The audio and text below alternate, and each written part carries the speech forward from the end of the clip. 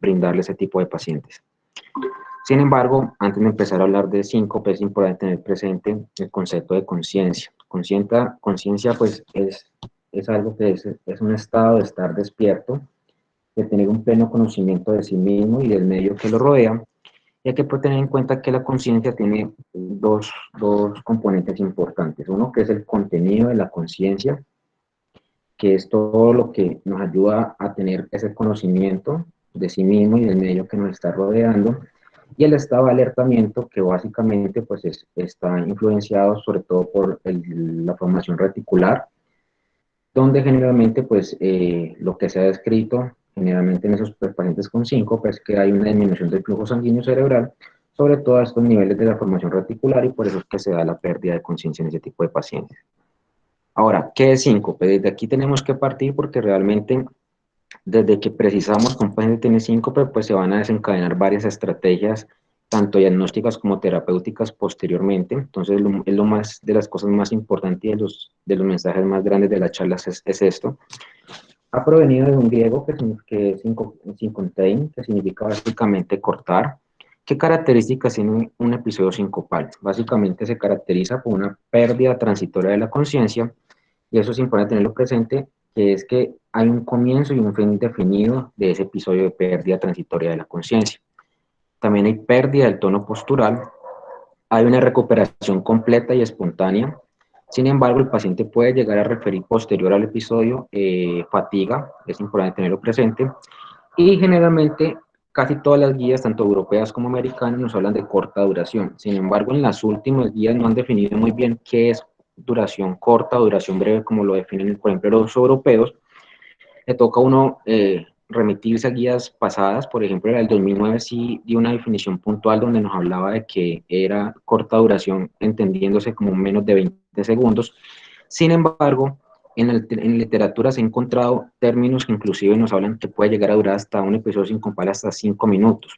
Y eso está dado, por ejemplo, en esta revisión, que es de esta revista Brain, que es del 2009. En este artículo retoman una gran serie de casos que se han reportado pues a lo largo de la historia, y desde hace mucho tiempo, inclusive desde 1988, 1918 y 1932, se han descrito casos de síncope, sobre todo vasovagal, que pueden llegar a durar hasta 5 minutos. Entonces, por eso traigo ese término a colación en cuanto a duración, porque pues, pueden presentarse episodios un poco más prolongados y pues podrían estar en correlación con un síncope vasovagal.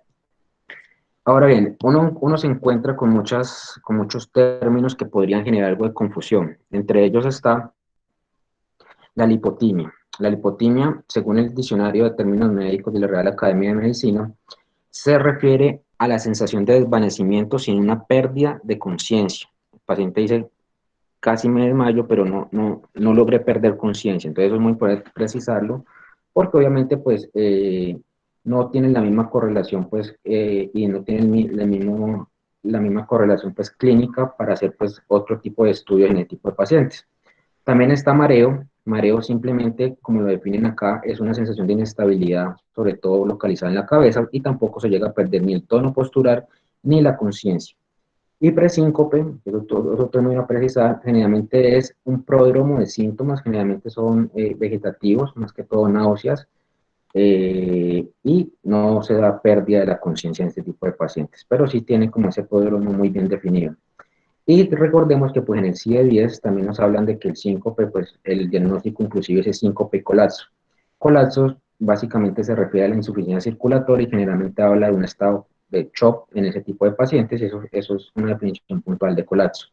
Entonces es muy importante tener en cuenta este tipo de nomenclatura que hay, porque pues obviamente así podemos hacer una mejor clasificación de nuestros pacientes para determinar realmente si sí presentaron un síncope o se correlaciona con alguno otro de los que acabamos de ver.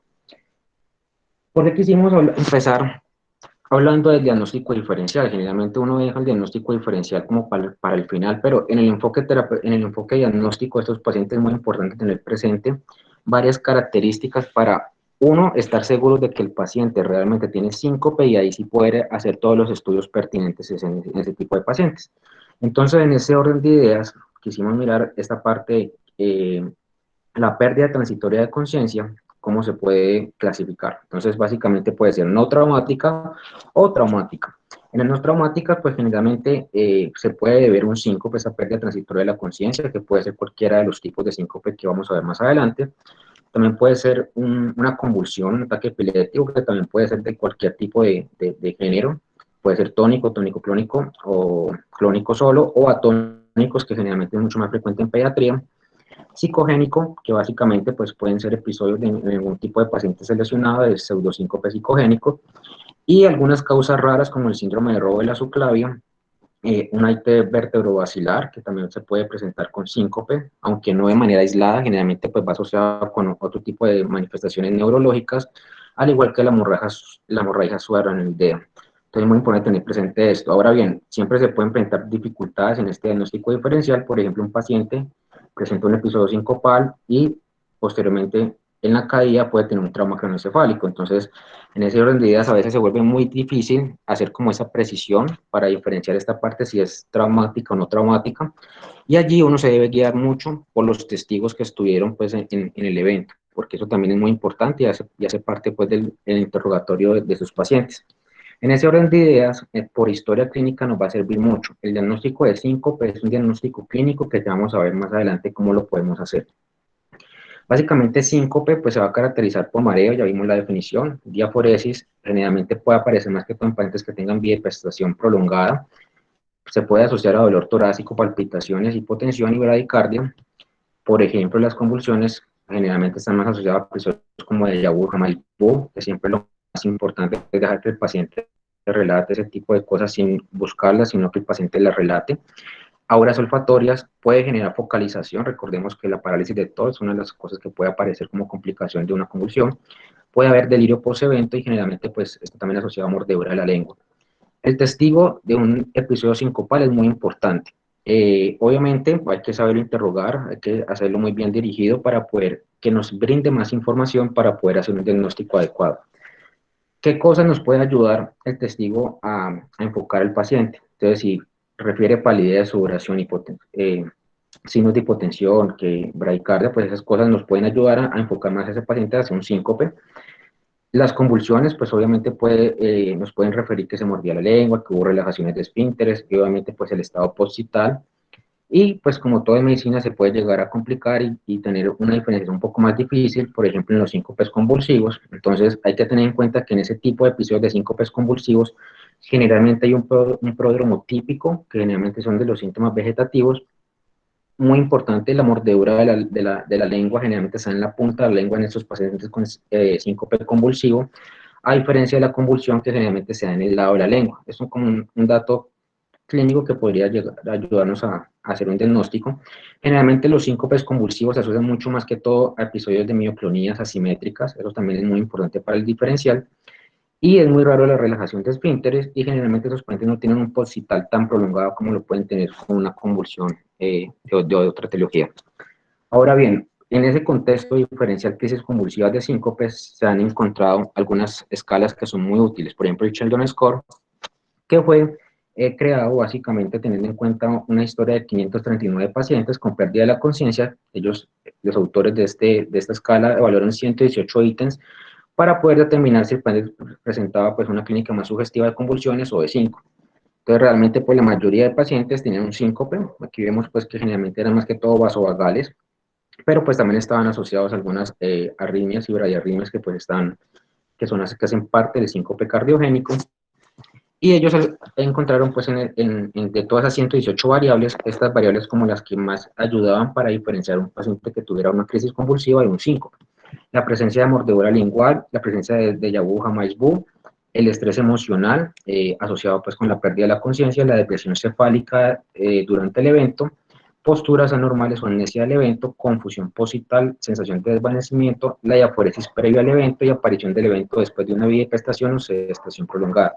De acuerdo a eso, pues uno hacía la puntuación y eso nos iba a dar un diagnóstico. Si era mayor de 1 la puntuación total, nos hablaba más de una convulsión, y menor de 1 de un síncope. Aquí están toda la sensibilidad y especificidad de cada uno de estos ítems y los coeficientes de correlación pues, con este tipo de diagnósticos. Ahora, también es importante el paciente que tiene caída. Entonces, ese tipo de pacientes que caen de manera súbita, generalmente caídas súbitas hacia adelante, que generan pérdidas transitorias de la conciencia, uno podría también pensar en, nunca hay que mirar muy bien el paciente para determinar que no tenga una etiología cerebrovascular. Generalmente se comprometen más que todo tratos corticoespinales y de la formación reticular paramediana. Hay otras asociaciones como la migraña basilar y el robo subclavio, que también son pues etiologías que pueden simular un síncope. Y en la etiología y tal, como hablábamos, la convulsión atónica, generalmente pues las convulsiones de los pacientes o los testigos generalmente las refieren más que todo por los movimientos. Esto es como las cosas más importantes que a veces los pacientes a uno le refieren para uno pues determinar que un paciente tiene convulsión. Las convulsiones atónicas pues pueden presentar esa dificultad por no ver pues ese movimientos característicos y nos pueden dificultar un poco el diagnóstico. Sin embargo, recordemos que es mucho más frecuente pues, en los pacientes pediátricos. Es muy importante, generalmente en ese tipo de convulsiones se da una pérdida del tono, que generalmente es súbita, bruta y sin previo aviso, no está como ese prodromo que es característico, por ejemplo, de los vasovagales, y hay una amnesia muy corta y desapercibida por el paciente, generalmente por la confusión posital en ese tipo de convulsiones es muy corta, y hay otras causas pues, que pueden estar asociadas, como una crisis otolítica, una caída criptogénica, pues como causas que hay que determinar.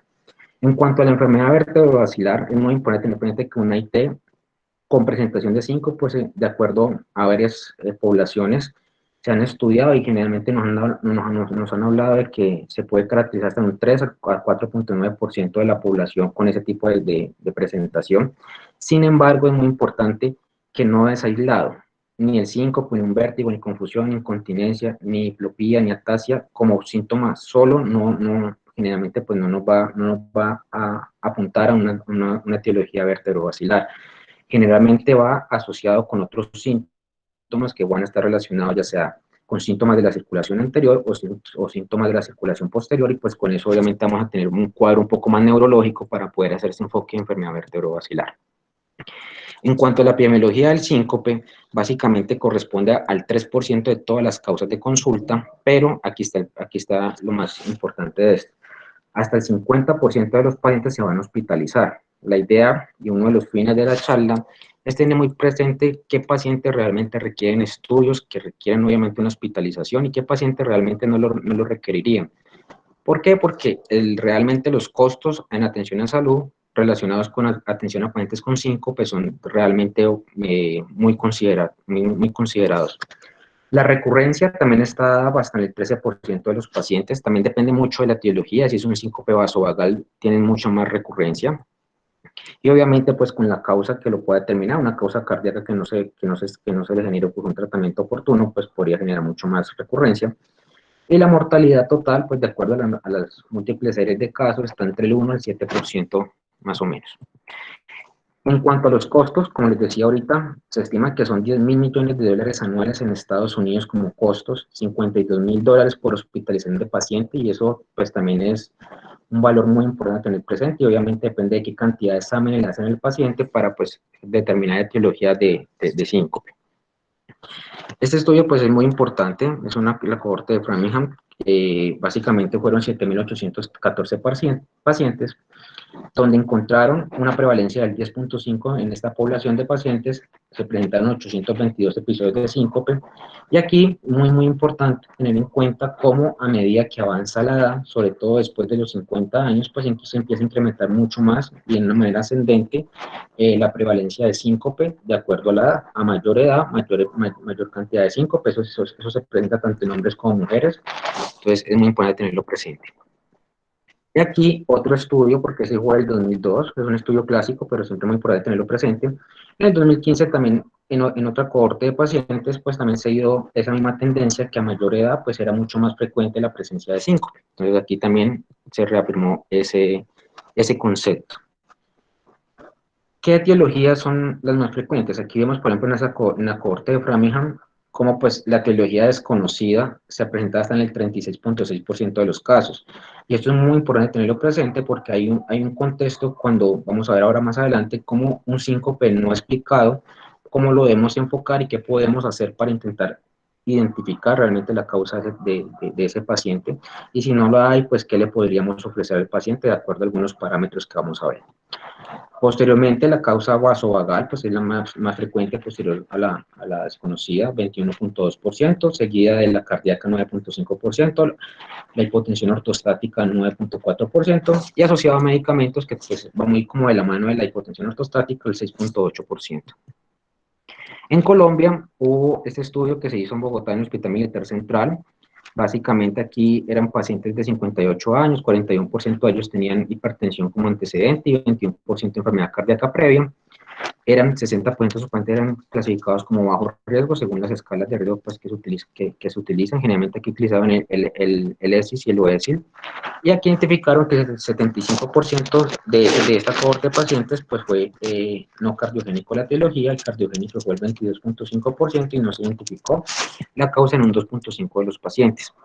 Muy importante tener presente aquí cómo a esta población de pacientes les hicieron ecocardiograma en un 42%, electrocardiograma 79%, que realmente es bajo porque un paciente con síncope debe tener un electrocardiograma dentro de sus estudios importantes, y un Holter un 36%. Entonces el Holter, ahorita vemos el rendimiento diagnóstico del Holter para tener en cuenta pues, estos valores que se dan en muchas poblaciones. La tropodina se utilizó en un 63% de los casos, un TAC de cráneo en un enfoque de síncope hasta el 58% de los casos.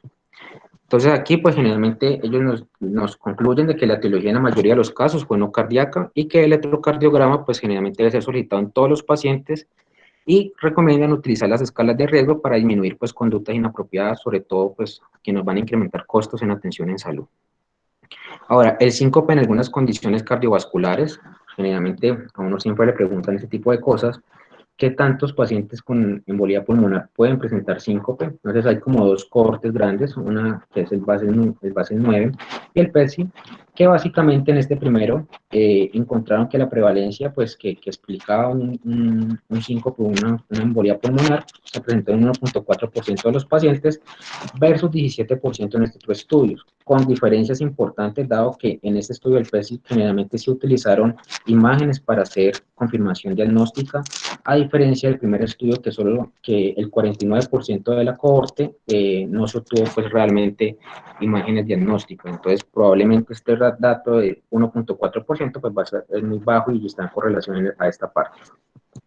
En insuficiencia cardíaca también hay estudios que nos han determinado que la incidencia puede estar cercana al 14%, sobre todo pacientes con una FEBI menor del 35% y con una NIHA entre 2 y 3. Y muy importante tener presente que pues, un síncope en este contexto pues, se asocia a mortalidad por todas las causas y a mortalidad cardiovascular, como se puede ver acá. Ahora, ¿cómo uno podría hacer una evaluación de un paciente con síncope? Ya vimos cómo diagnosticar síncope, intentamos mirar un poco la parte del diagnóstico diferencial y de algunas condiciones importantes. Entonces uno podría pensar, no, pues le hacemos un Holter, le hacemos una mesa basculante, le hacemos una neuroimagen, le hacemos un electroencefalograma, pues realmente no. Básicamente uno necesita una historia clínica y por eso se precisó mucho sobre la definición de síncope, un examen físico, un electrocardiograma y con eso vamos a tener el diagnóstico en el 50% de los casos. Y esto es una recomendación grado 1 según las últimas guías pues, americanas del 2017. Entonces, un paciente llega a urgencias, ya sabemos que tiene pues una pérdida transitoria de la conciencia, definimos que es síncope, hacemos esa evaluación con lo que acabamos de ver, el examen físico, la historia clínica, el electrocardiograma, se puede hacer una prueba de ortostatismo en ese examen físico al paciente. Entonces, si tenemos un diagnóstico certero, pues vamos a tratarlo de acuerdo a la causa que podamos haber probablemente identificado. Si el diagnóstico es incierto, ahí vamos a evaluar el riesgo del paciente. ¿Cómo se puede evaluar ese riesgo? Entonces, básicamente hay unos criterios de bajo riesgo que nos hablan en la guía europea. Bajo riesgo, básicamente pacientes que tengan un prodromo sugestivo que pues de causa refleja, que tengan antecedentes mucho tiempo, que sea muy recurrente, que haya ausencia de cardiopatía estructural y que tenga un examen físico normal. Los de alto riesgo se van a clasificar de acuerdo con los criterios que son mayores y otros que son menores. Entre los mayores, pues generalmente un paciente que tenga nuevo valor torácico, que tenga disnea, que tenga disección aórtica o cefalea, o que tenga síncope de esfuerzo o en supinación, palpitaciones agudas seguidas de síncope, que ya tenga una cardiopatía estructural como la insuficiencia cardíaca que acabamos de ver, electrocardiograma normal, una presión arterial sistólica menor de 90, o que se sospeche una hemorragia gastrointestinal en el examen rectal, bradicardia persistente menor de 40 latidos por minuto, o un soplo sistólico sin diagnosticar. Y los menores generalmente son pacientes que no, pues, sin síntomas previos o poder muy cortos, menores de 10 segundos, que tengan una historia familiar de muerte súbita cardíaca y que el síncope ocurra en sedestación. Ahora bien, como ya hablamos de esa parte, que es, pues, es muy importante tenerla presente, que hace parte del análisis de esos criterios que vimos ahorita de bajo y alto riesgo, también en el electrocardiograma hay cosas que tenemos que precisar muy bien. De alto riesgo, en el electrocardiograma hay también criterios mayores y menores, sobre todo hacer énfasis que una bradicardia sinusal persistente menor de 40 latidos por minuto, que es el corte que hay que tener presente para definir que probablemente tenga una correlación con el episodio sincopal. La fibrilación auricular lenta, que también pues, se define como menor de 40 latidos por minuto, y ese tipo de bloqueos que son muy importantes tenerlos presentes, y la taquicardia ventricular sostenida y no sostenida, si el paciente pues, es portador de marcapaso y tiene signos de disfunción de marcapaso del cardiodefibrilador, o que en el electrocardiograma tenga un patrón de jugada tipo 1, o que tenga un QTC mayor de 460 milisegundos en las dosis de derivaciones, pues es importante tenerlo presente porque son los criterios mayores de alto riesgo. En los menores tenemos bloqueos AV de segundo grado, generalmente MOVIS 1, o un bloqueo de primer grado con un PR mayor de 240 milisegundos. La bradicardia sinusal o una FA lenta entre 40 y 50 latidos por minuto, un QTC corto, patrones atípicos de Brugada y las ondas Epsilon que nos hacen como referencia a la parte de displasia ritmogénica del ventrículo derecho. Una vez también podemos tener presente en ese enfoque, por si hemos diagnosticado un bloqueo bifascicular y el paciente pues tiene un síncope de causa desconocida, lo que tenemos que hacer es una evaluación estructural cardíaca, un ecocardiograma, donde encontraremos una fracción de eyección. Si es menor del 35%, ese paciente se va a beneficiar pues, de implantar un dispositivo de estimulación cardíaca, y si son una presión mayor de 35%, pues allí en ese contexto, como clase 2B, como recomendación, se puede colocar un marcapaso de manera pues empírica o hacer idealmente un estudio electrofisiológico, pues que sería 2A, y pues de acuerdo a ese estudio electrofisiológico, pues hacer un tratamiento apropiado en ese tipo de paciente. Ahora, tenemos todo esto, ya vimos historia clínica, examen físico, lo que tenemos que determinar, el electrocardiograma. Ahora vamos a ver cómo podemos estimar el riesgo según las escalas que hay, porque realmente hay muchísimas escalas que nos hablan pues de varios factores, muchas tienen en cuenta varios ítems como similares, sin embargo, pues algunas son un poco más extensas. Entonces aquí hay como una comparación de casi todas las escalas pues, que hay, faltan algunas, pero pues realmente son como las que más se utilizan, sobre todo el OESI y el ETSIS, que son como los más utilizados. Básicamente vemos que muchas cosas se repiten, veremos que el electrocardiograma pues básicamente está en todas las escalas. Vamos a hablar un poquito de esa escala OESI, básicamente era una escala que tenía una cohorte de 270 pacientes, básicamente eran pacientes mayores de 12 años, que todos eran con síncope en urgencia, y se excluyeron pacientes que tenían antecedentes de convulsión por posibles pues, sesgos que puedan confundir el diagnóstico. Básicamente esos pacientes lo que se les hizo fue tener en cuenta la historia clínica, el examen físico, los hallazgos electrocardiográficos, la hemoglobina y la glucometría. De acuerdo a eso, ellos midieron pues, predictores de mortalidad de 12 meses y lograron identificar estas variables como las más significativas para tenerlas presentes. Una edad mayor de 65 años, historia de enfermedad cardiovascular, síncope sin pródromos, electrocardiograma normal, cada uno de ellos con un puntaje de 1, y si el paciente tiene un puntaje mayor o igual a 2 puntos, implicaba un riesgo incrementado de muerte de origen cardiovascular. Aquí se puede ver eso. Entonces, una puntuación mayor de 2, pues a medida que aumentaba esa puntuación, se incrementaba la mortalidad por todas las causas, como se puede ver claramente pues acá. Al igual que pues ya hasta aquí se ve tanto la cohorte de derivación como la cohorte de validación, pues con un puntaje mayor de 2, pues se puede ver perfectamente que pues aumenta la mortalidad. Entonces ellos nos hablaban como conclusión de su estudio que los datos clínicos y electrocardiográficos disponibles en la presentación al servicio de urgencias pueden utilizarse para la estratificación de riesgo de los pacientes con síncope. La escala de ETSIS también fue utilizada, pues se realizó en 256 pacientes con una edad media de 63 años, 60% eran hombres, aquí el 30% tenían una enfermedad cardíaca estructural y el 43% tenían algún tipo de alteración electrocardiográfica. Tuvieron en cuenta 52 ítems y pues posteriormente lograron discriminar pues algunos que son los que vamos a ver. Ellos aquí, pues, como vemos aquí por la etiología, vemos como el síncope cardíaco generalmente se asociaba más que todo a arritmias en esa cohorte. El síncope neuromediado, pues, era el más frecuente de todos, y ya asociado, pues, a otros trastornos, pues, hipotensión ortostática se presenta hasta en un 10% de los casos. Ellos, ¿qué ítems quedaron después de esos 52? Los que más se asociaron a poder hacer una identificación de pacientes con síncope de origen cardíaco, era un síncope precedido de palpitaciones, enfermedad cardíaca y o electrocardiograma normal, síncope durante el esfuerzo, síncope en supino, factores que predisponen o precipitan esto, y prodrómos autonómicos, náuseas o vómito. Entonces, de acuerdo a ello, pues se da una puntuación. Recordemos que estos últimos son muy frecuentes en los vasovagales, por eso les restan puntuación. Y aquí básicamente nos hablan que un puntaje mayor de 3 implica un mayor riesgo de síncope cardiogénico. Aquí están las cohortes, mayor de 3, pues empieza a incrementar esa probabilidad de que el síncope sea cardiogénico. Se alcanza a ver, mayor de 3, menor de 3, pues aumenta como tal. También se tiene en cuenta mucho la sobrevida en esos pacientes, y eso pues también fue un factor importante en este estudio. Entonces ellos pudieron identificar que realmente pues la mortalidad en pacientes con mayores de 3 puntos incrementaba hasta el 17% versus 3% cuando eran menores de 3 puntos, y eso fue estadísticamente significativo. Entonces uno empieza a ver que hay múltiples escalas, y uno pues, generalmente pues empieza a decir, pues con cuál escala me voy a quedar para hacer mi estratificación en mis pacientes.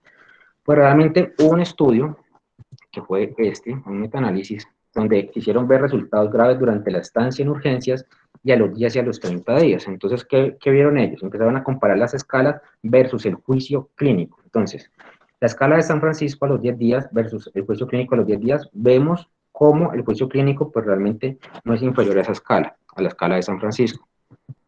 A los 30 días tampoco fue inferior.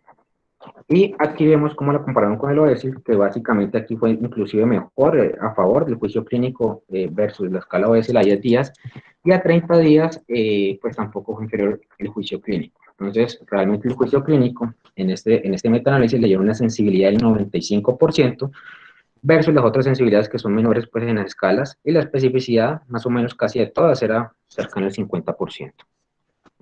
Y es que todo recae en que las escalas tienen algunos problemas, entre ellos que son heterogéneas, son unicéntricas, no reproducibles, la especificidad generalmente es baja, aquí se puede ver, y generalmente los ítems no siempre están relacionados con el episodio sincopal, entonces eso puede pues alterar el juicio pues en cuanto al diagnóstico y al tipo de síncope que se presentó. Entonces, ¿cómo se llega a clasificar al paciente? Una vez pues ya que hemos hecho el diagnóstico, la estratificación de riesgo, pues lo podemos clasificar como neuralmente mediado, que es hasta el 65% de los casos, como cardíaco el 15% de los casos, hipotensión ortostática el 10% de los casos, y idiopático hasta el 10% de los casos. ¿Y por qué es importante hacer esa identificación del tipo de síncope? Básicamente es porque si vemos acá, los pacientes que tienen una causa cardíaca en el síncope duplican el riesgo de muerte. Vemos cómo, por ejemplo, en población que no tiene síncope versus pacientes que tienen síncope vasovagal, pues realmente la diferencia en cuanto a mortalidad no es significativa, pero sí la causa cardíaca es muy importante, y por eso es que se debe intentar descartar esa causa en el servicio de urgencias. Tenemos este puntaje, el puntaje de Calgary, que básicamente se utilizó en 418 pacientes. Básicamente ellos querían saber si era un síncope primario versus secundario, y ellos hicieron una comparación pues, de su escala, teniendo en cuenta, la comparaban con el TIC-test. Entonces ellos tuvieron en cuenta estas preguntas. Si el paciente tenía un antecedente de al menos de alguno de estos, como un bloqueo fascicular o bifascicular, asistolia, taquicardia supraventricular o diabetes. Se ven testigos. Siempre los testigos son muy importantes en todas las revisiones. Los testigos siempre son muy importantes en cuanto a síncope, si el paciente estaba cianótico en el momento del episodio, si los episodios de síncope comenzaron a los 35 o después de esta edad, recuerda algo mientras estaba inconsciente, si tiene mareos o desmayos cuando se ha sentado de pie por mucho tiempo, si tiene sudoración o siente calor antes del desmayo, y si tiene mareos o desmayos con el dolor o las maniobras médicas, pues allí está la puntuación que se utilizó. Y básicamente un puntaje mayor o igual a -2 indica síncope vasovagal. Esta escala sirve para eso. ¿Por qué es importante esta escala? Porque síncope vasovagal es el 65% de los pacientes, entonces uno tiene que intentar descartar ese tipo de síncope también. Obviamente el cardíaco pues es el que mayor mortalidad tiene, pero uno primero debe intentar identificar a esos pacientes con vasovagal. Entonces, esa puntuación logró clasificar correctamente el 90% de los pacientes con diagnóstico de síncope vasovagal, tuvo una sensibilidad del 89% y una especificidad del 91%. Y algo interesante de esta escala, está validada en Colombia, en un estudio prospectivo que se realizó en 100 pacientes en Bogotá. Ellos hicieron igual, miraron esos criterios y lo compararon con TIL test. Importante, los pacientes no tenían cardiopatía estructural, y encontraron una sensibilidad del 77% y una especificidad del 40%. Aquí están los índices de confianza de ese estudio, y lograron encontrar una prevalencia del 63% de síncope vasovagal en esa cohorte de 100 pacientes. Entonces, ellos consideran que es un instrumento útil para el abordaje diagnóstico de los pacientes que tienen sospecha de síncope vasovagal y un corazón sano, especialmente en pacientes menores de 50 años. El síncope reflejo, entonces, generalmente tiene un pródromo muy característico. El paciente puede referir algo de mareo o de dolor de cabeza, va a referir sudoración, náuseas, también puede definir algunas alteraciones visuales características como una visión en túnel. Generalmente está asociado con episodios de estrés, es más frecuente en mujeres, sobre todo en pacientes jóvenes. Puede estar asociado a que sea situacional, por ejemplo en la emisión, en la risa, en la devolución. También asociado a hipersensibilidad del seno carotídeo en mayores de 40 años, y generalmente también puede aparecer después del ejercicio. Importante tener presente esta parte, dado que síncope durante el ejercicio, pues hay que descartar etiología cardíaca estructural, pero después del ejercicio, y ahí va el interrogatorio que uno le haga al paciente adecuadamente para poder identificar que si es después del ejercicio, pues probablemente estamos hablando de un síncope vasovagal. Generalmente, pues no va a haber alteración en las pruebas de cardiología, y muy importante, es recurrente. Esa es de las características que nos ayuda a diferenciar ese tipo de síncopes también. También está asociado con los cambios de posición o los cambios de posición de pie o cambios de posición.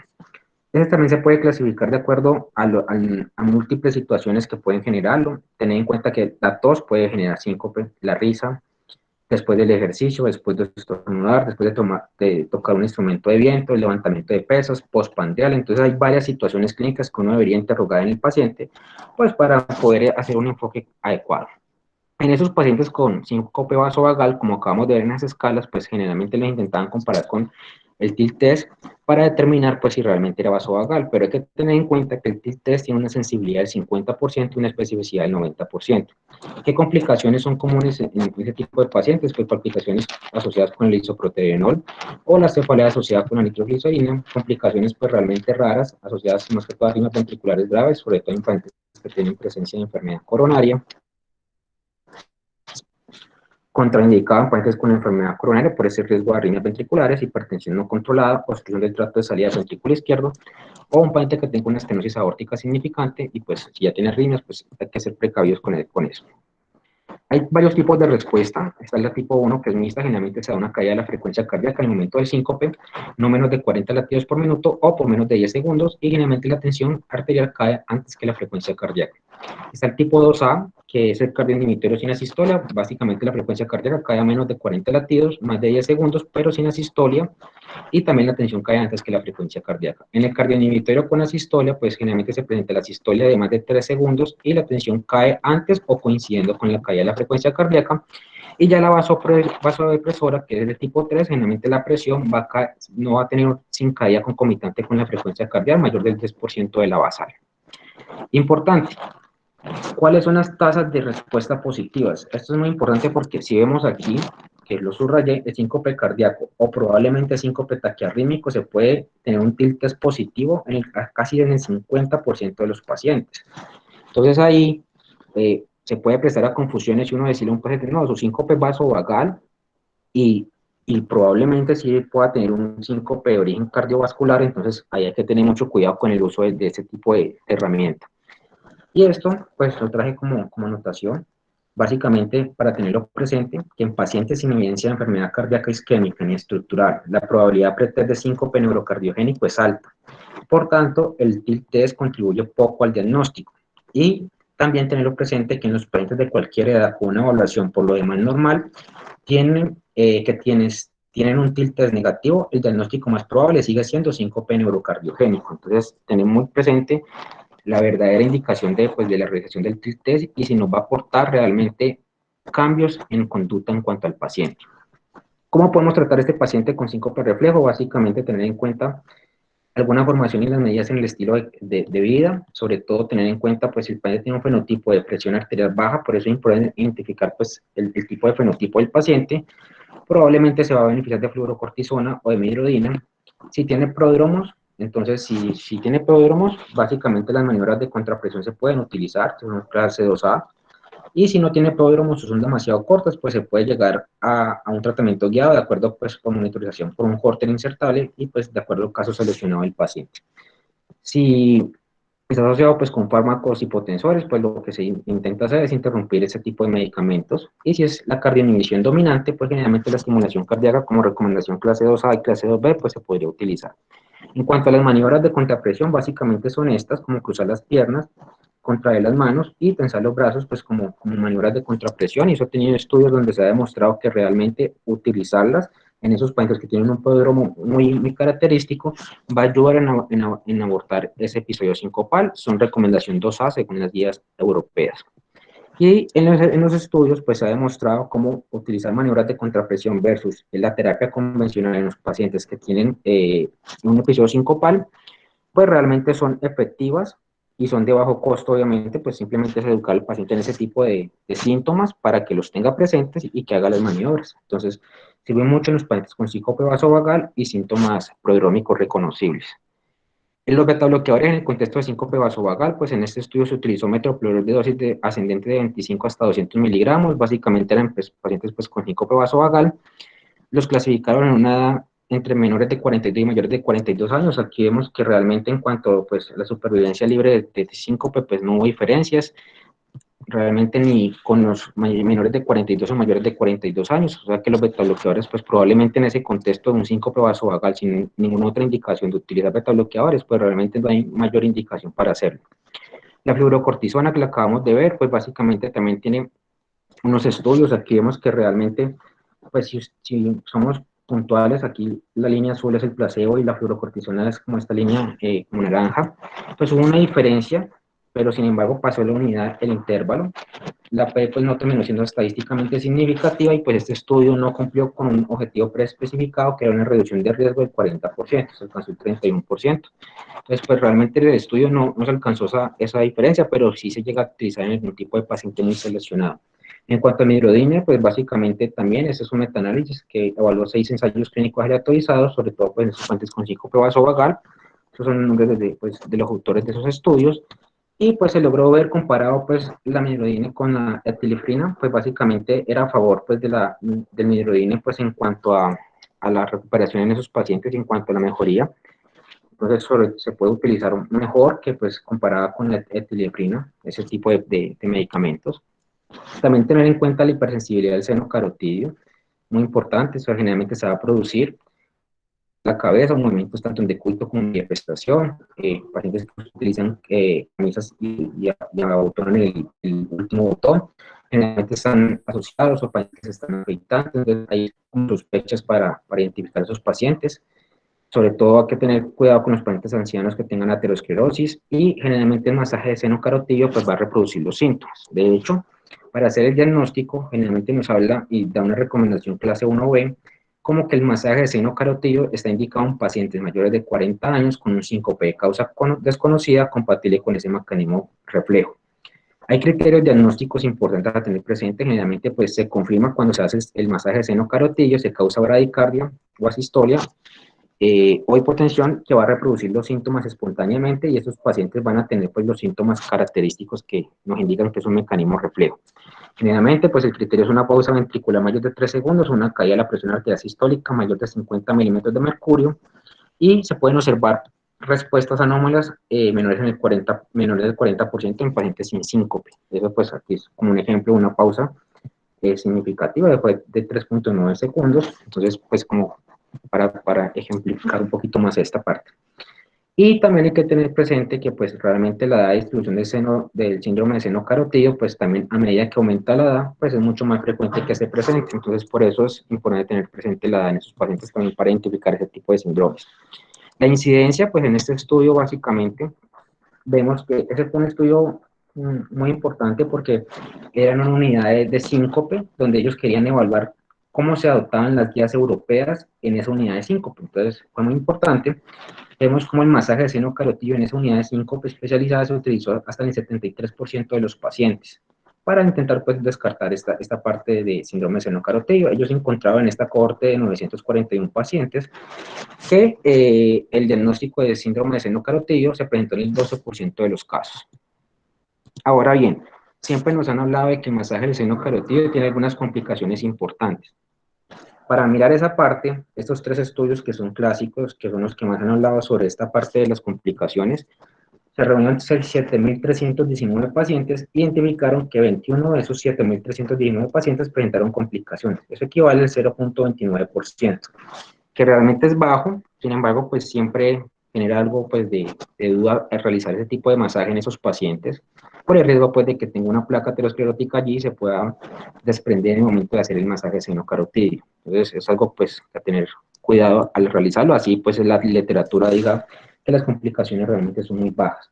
La hipotensión ortostática es otro de los mensajes que se tratan de dejar en la charla, es que en pacientes mayores de 60 años siempre interrogar medicamentos, porque son causa, que ya vemos que inclusive puede ser hasta el 10% de los pacientes con este tipo de cuadro con hipotensión ortostática. Muchos medicamentos están asociados, los nitratos, los alfa-bloqueadores, beta-bloqueadores, diuréticos, calcioantagonistas, un paciente hipertenso, entonces evaluar siempre esto. Los antidepresivos, las benzodiazepinas, antipsicóticos, los opioides, inclusive la trazodona también está asociada con eso. Entonces son medicamentos que siempre hay que evaluarlos porque probablemente pues, pueda ser la causa. Siempre puedes hacer el test para identificar que no tenga hipotensión ortostática en nuestro paciente y definir pues de acuerdo a esas a este test, pues definir si realmente está teniendo hipotensión ortostática o no. De acuerdo pues a los criterios, si es una hipotensión inicial, pues una caída de la presión arterial de 15 segundos posterior a estar de pie con pre o síncope, y una clásica menor de una presión arterial sistólica menor de 90 o una presión arterial sistólica de 10 milímetros de mercurio después de 3 minutos a ponerse de pie, o una tardía, pues generalmente se da una caída de la presión arterial sistólica o una presión arterial sistólica de 10 dentro de los 3 minutos posteriores a estar de pie. En esos pacientes mayores de 65 años que tengan consumo de algunos de los medicamentos que acabamos de ver, si es tratado, los pacientes diabéticos tipo 1, por esa parte de la disautonomía que tienen, generalmente el 30% de los pacientes diabéticos tipo 1 puede presentar hipotensión ortostática y el 25% de diabetes tipo 2. Generalmente es mucho más frecuente que se presente en el paciente hospitalizado por los múltiples medicamentos que se utilizan, y también tener presente como disautonomía en los pacientes que tengan parkinsonismo o amiloidosis. Siempre importante evaluar pues todo lo que hemos acabado de ver y siempre identificar que no sea una neuropatía autonómica o parkinsonismo, pues en el enfoque pues integral de nuestros pacientes. En ese contexto, si el paciente pues tiene por hipotensión ortostática, lo ideal sería hacer la hidratación y una adecuada ingesta de sal, interrumpir pues, los medicamentos que están asociados. También si los síntomas son persistentes, se pueden utilizar maniobras de contrapresión que ya vimos, medidas de compresión. La cabeza elevada durante el sueño, la amiodarona y la fluorocortisona, pues de acuerdo a la evidencia que acabamos de ver. Y importante, pues identificar nuestros pacientes que pueden tener causas cardíacas, generalmente mayores de 60 años, hombres, cardiopatía estructural previa, si tienen arritmia, sobre todo si las palpitaciones están en el momento de que refiere el síncope, es muy importante tenerlo presente, si se da durante el esfuerzo, en decúbito supino, si son pocos episodios, recordemos que el vasovagal es muy recurrente, el EKG anormal, que tenga antecedente familiar de o muerte súbita menores de 50 años, y si tiene cardiopatía congénita, que también es algo muy importante tener presente en esos pacientes. En el síncope cardiogénico, pues tener presente que la mortalidad de un año es del 21 al 30%, y generalmente el riesgo de muerte incrementa 2 veces, y la sobrevida a 5 años en este tipo de pacientes es del 50%. Por eso la importancia de identificar ese tipo de pacientes. Ese se puede clasificar básicamente como arrítmico, ya sea bradiarrítmico, taquiarrítmico y mecánico, teniendo en cuenta la estenosis aórtica, la estenosis mitral, la cardiopatía hipertrófica, taponamiento cardíaco, hipertensión pulmonar y la embolía pulmonar, que ya vimos que al dije de los pacientes pueden tener síncope como presentación inicial. Pero acá lo más importante es que ese 15% que son causas cardíacas, el 10% van a ser arrítmicos, entonces uno debe identificar estas arritmias y por eso es importante tener en cuenta los hallazgos electrocardiográficos de alto y bajo riesgo para identificar qué paciente pues, va a estar más asociado con ese tipo de presentación. Hay que tener en cuenta que el Holter en pacientes con sospecha de arritmia, que los pacientes, la mayoría de ellos, los síntomas no se van a repetir, que el rendimiento del Holter en este contexto es del 12%, realmente es bajo, y es muy síntoma dependiente. Depende de la cantidad de síntomas que tenga el paciente, pues va a ser un poquito aumentar ese rendimiento diagnóstico del Holter. Generalmente, pues, se está indicado utilizar Holter EKG en los pacientes que hemos categorizados como alto riesgo, según los criterios que vimos hace un rato, y pues tener en cuenta que esos pacientes pues son los que más vamos a poder hacer este tipo de monitorización. Si encontramos que el síncope es por taquiarritmia, entonces vamos a dividirla si son supraventriculares o ventriculares. Si son supraventriculares, pues hacer ablación con catéter, o podemos intentar otro tipo de tratamiento en esos pacientes, pero la clase 1 es la ablación por catéter. Al igual que en las ventriculares, como también la ablación por catéter sigue siendo pues la recomendación clase 1, y los dispositivos implantables pues también son clase 1, pero pues también tienen algo de evidencia que pueden llegar a ser clase 2 de acuerdo al contexto clínico de ese paciente. Esta parte que ya la habíamos visto anteriormente, no la voy a volver a tocar.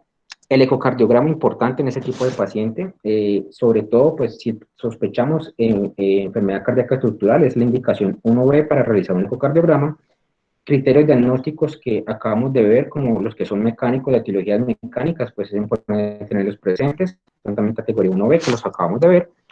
La prueba de esfuerzo generalmente se indica sobre todo en pacientes que tengan síncope durante el ejercicio, es recomendación 1B, o en pacientes que tengan, estos son los criterios diagnósticos en prueba de esfuerzo, generalmente los pacientes que tengan un síncope relacionado con un bloqueo AB de segundo o tercer grado, se confirma cuando esa puede acontecer durante el ejercicio, aunque no haya síncope. Entonces, si hacemos la prueba de esfuerzo, el paciente presenta ese bloqueo de segundo o tercer grado, pues se puede llegar a hacer la confirmación de síncope sin que presente pues el episodio en ese momento.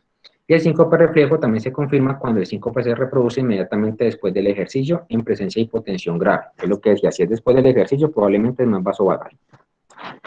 El papel del ProBNP y las troponinas también es importante porque nos puede ayudar a identificar esos pacientes que tengan causa cardíaca. Aquí vemos cómo pues, miraron una cohorte de pacientes con diferentes etiologías de síncope, y en los pacientes con etiología cardíaca, el BNP y el NT-proBNP pues estaba mucho más elevado que de acuerdo a las otras etiologías. Lo mismo pasó con los niveles de troponina I, troponina T, entonces realmente pues esos biomarcadores nos pueden ayudar a identificar esos pacientes. También nos sirven mucho porque nos van a determinar mortalidad a 30 días, los MEIS a 30 días, entonces pues es muy importante tenerlos presentes como herramientas que nos pueden ayudar a identificar pacientes con síncope cardíaco. Tiene una precisión diagnóstica de 0,77 para cualquiera de esos 4 biomarcadores, inclusive superior al ESIS en cuanto a sensibilidad para diagnóstico de paciente con síncope cardíaco. Paciente con síncope inexplicado, que es pues importante tenerlo presente. Esto fue una cohorte de pacientes de 85 pacientes que pues, no tenían un diagnóstico claro de cuál es la etiología de ese síncope, utilizaron un tilt test y monitor de eventos para identificar pues, cuáles podrían ser las causas. Entonces aquí vemos que realmente las causas arrítmicas en ese grupo de pacientes con síncope era mucho mayor que pues, en los pacientes que otro tipo de causas como las no arrítmicas. Entonces generalmente las arrítmicas en esos pacientes con síncope inexplicados es lo que más tenemos que buscar. En este estudio, el tilt test tuvo un diagnóstico pues, del 19%, pues la efectividad del diagnóstico con ese método pues, sigue siendo baja, inclusive aquí es mucho más baja que lo que siempre hemos visto en otros contextos. El monitor de evento nos dio una sensibilidad diagnóstica del 59% en esta cohorte de pacientes. Ellos nos hablaban de que realmente dejar una estrategia de monitorización prolongada es eficaz y seguro en pacientes con síncope problemático y nos va a ayudar a identificar sobre todo los que tienen un origen arrítmico. ¿Y cuál es el fin de ese monitor de eventos? Pues básicamente en ese estudio lo que nos dijeron fue una estrategia basada en la aplicación del monitor de eventos con la terapia retrasada hasta la documentación del síncope permite una terapia segura. En ese estudio ellos los que querían hacer, se implementaba el monitor de eventos y querían hacer 2 fases. Una fase 1 que era para ver la recurrencia, cada cuando aparecía un episodio sincopal, y la fase 2 un tratamiento específico hasta que apareciera el síncope y fuera identificada pues una etiología pues, de origen arrítmico. Entonces ellos esperaban que apareciera esa arritmia, que se asociara al síncope y ahí hacía una estrategia terapéutica en esos pacientes. Y por último, pues tengamos en cuenta que la neuroimagen y el Doppler realmente son cosas que se utilizan, pero realmente no se deberían hacer. Hay que partir del hecho que el síncope tiene una recuperación completa y espontánea de su estado neurológico. Entonces, ese tipo de herramientas, pues, considero que pues no se deberían realizar en los pacientes, solo pues si hay una sospecha clínica realmente que nos haga pues enfocar al paciente como un poco más neurológico y allí se podría utilizar, pero realmente en los estudios de toda parte, americanos, europeos y colombianos, se sigue utilizando, inclusive aquí la neuroimagen se ha venido utilizando en una manera creciente. Miremos como en el 2009 se utilizaba la neuroimagen en el 44%, en el 2013 un 56%.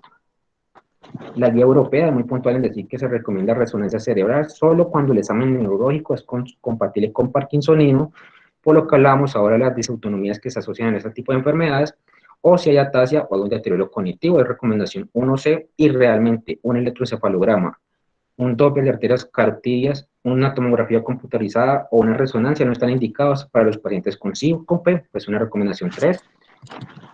Y como conclusiones ya de la charla, entonces tenemos el diagnóstico de síncope es realmente clínico, ya vimos las herramientas que se pueden utilizar, pero el juicio clínico sigue siendo lo que más nos va a ayudar a hacer el diagnóstico, se debe hacer un adecuado diferencial de acuerdo a lo que acabamos de ver, y siempre, así no se determine la etiología, el objetivo inicial es estimar el riesgo que tiene ese paciente.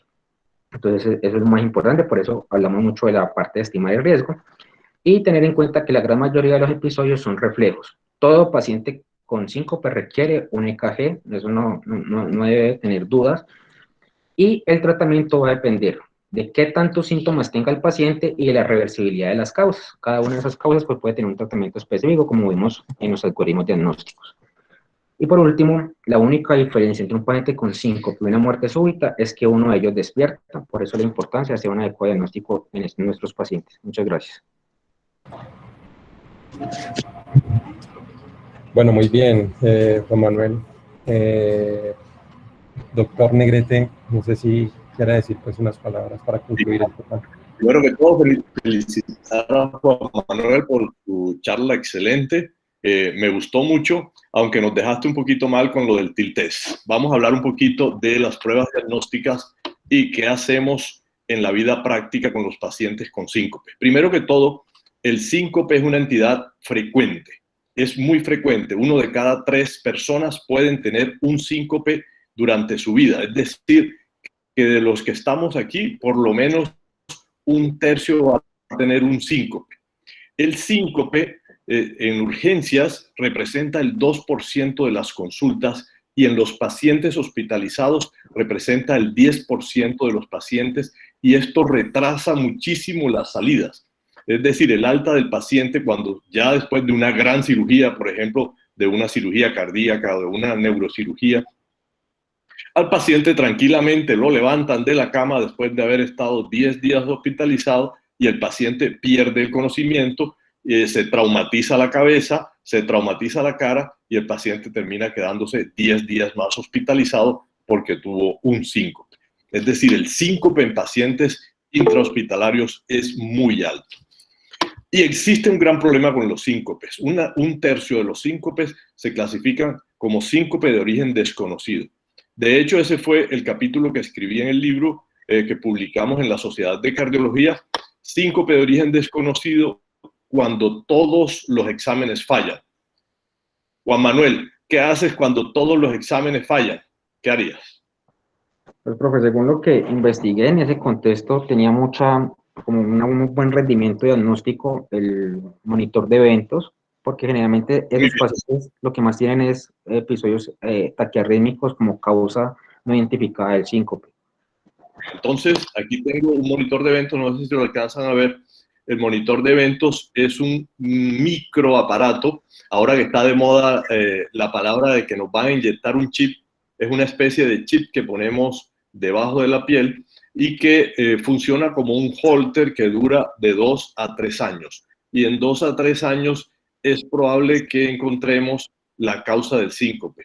Así que el síncope, como le dije, el síncope desconocido es el 35% de los casos. Con el monitor de eventos, esto puede bajar hasta el 22% de los casos, o sea que hay un porcentaje importante de diagnósticos con el monitor de eventos. Esto se ha popularizado y es un aparato que inicialmente era muy costoso, pero que ahora es muy popular y lo implantamos ambulatoriamente.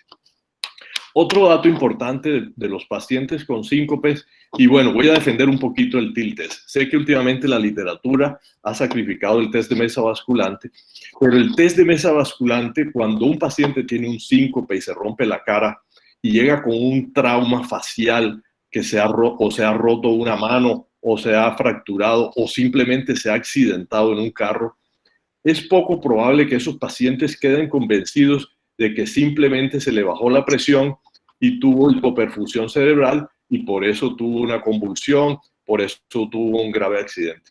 El TIL test, que es una prueba sencilla, sirve para demostrar al paciente y a sus familiares qué es lo que han tenido. ¿Me entiendes? Porque la gente no puede aceptar que tú convulsiones porque simplemente se te haya bajado la presión. La gente no acepta eso. La gente atribuye eso siempre a que hay una causa neurológica y la causa es cardiovascular. Así que el TIL test es la prueba para demostrar que esto es así. Eso lo hacemos porque si no el paciente no lo cree. El paciente, si usted le dice, usted simplemente se le bajó la presión, se va donde otro médico, otro y otro y otro médico. Otra cosa importante son los ancianos. Los ancianos, que son nuestra población, mayor población con síncope, tienen un problema. Los ancianos, cuando reconocen que han perdido espontáneamente el conocimiento, inmediatamente pierden el bien más preciado del ser humano, que es la libertad. ¿Qué haría usted si su abuelo va a la calle y pierde el conocimiento en la calle y sufre un trauma facial? Pues lo primero que le va a decir es que no sale más solo a la calle. Y la mayoría de los viejos son muy callejeros y les gusta andar en la calle.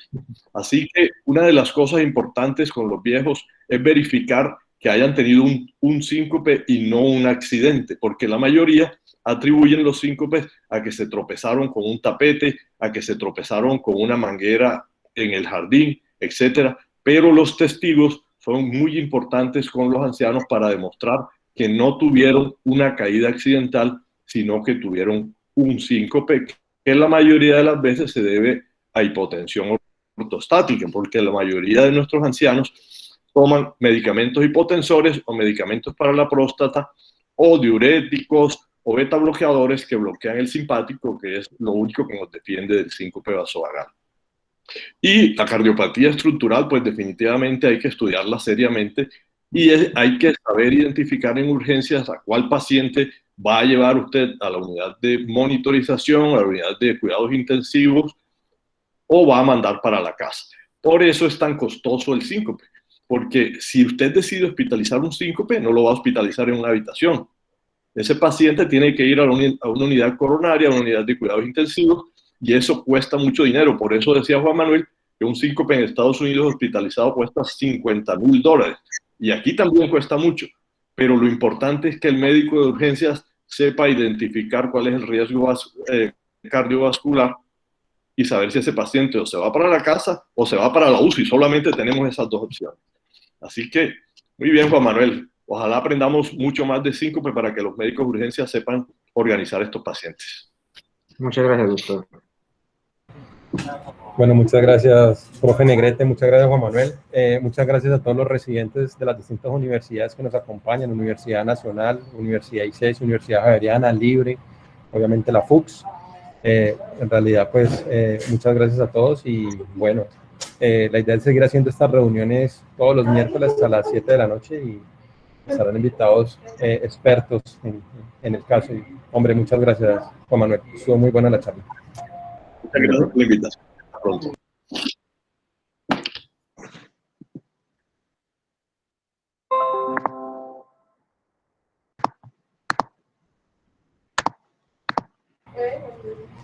¿Ahorita la grabaste? Sí, dice que está grabando. Listo. Vale. Bien, bueno. Okay. Muy bien. Chao, muchachos. Vale, hasta luego a todos. Gracias.